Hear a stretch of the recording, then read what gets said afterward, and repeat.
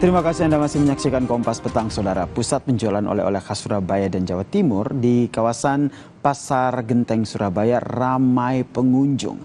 Banyak pengunjung yang akan kembali ke daerah asal usai liburan dengan membeli oleh-oleh khas Surabaya.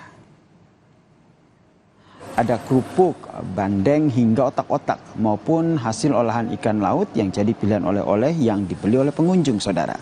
Salah satu pembeli pun mengatakan kurang lengkap rasanya jika pulang tanpa membawa oleh-oleh khas Surabaya. Sementara itu pengelola toko pun menyebut omsetnya naik hingga 90% jika dibandingkan dengan hari biasa.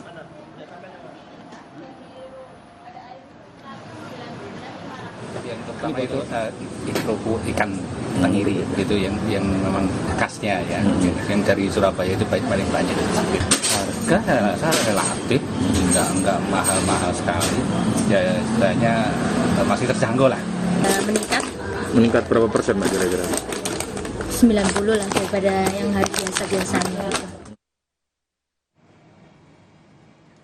Saudara, diduga mabuk, pengemudi mobil sedan menabrak 3 mobil, gerobak dan warung kopi di Gambir, Jakarta Pusat pada Minggu pagi.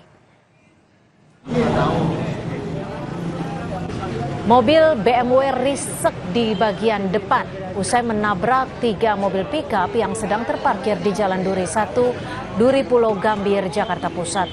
Akibatnya warga yang sedang tidur di dalam mobil pickup mengalami luka ringan dan dibawa ke klinik terdekat.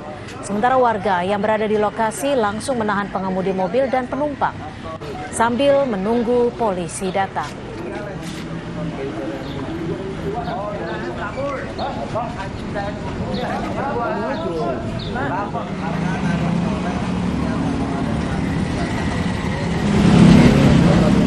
Tabrakan mobil sedan juga merusak warung yang berada di pinggir jalan. Polisi yang datang ke lokasi langsung menahan pengemudi untuk dimintai keterangan.